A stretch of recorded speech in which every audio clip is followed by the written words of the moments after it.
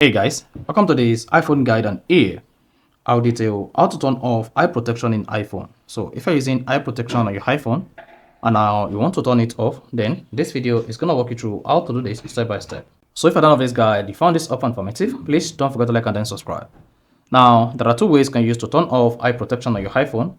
And then the first approach is swipe down the control center and then locate the display and brightness, press and hold it.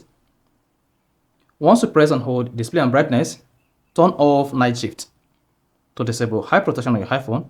And if night shift is not available on your control center or the display and brightness is not available here, just go to your iPhone settings. And on the settings page, scroll down and click on display and brightness. Now, once you select display and brightness, scroll down the page until you get to night shift. Click on it. Then you need to disable night shift if enabled. So go ahead and disable that. And then once you disable night shift, on the settings page again, scroll down and click on screen time. Once you select screen time, scroll down the page and you should see screen distance, reduce eye strain.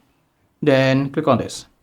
To disable screen distance, just turn this off, and once you turn off your night shift and screen distance on your iPhone, this is going to disable your iPhone screen protection. So that is basically how to turn off eye protection in iPhone.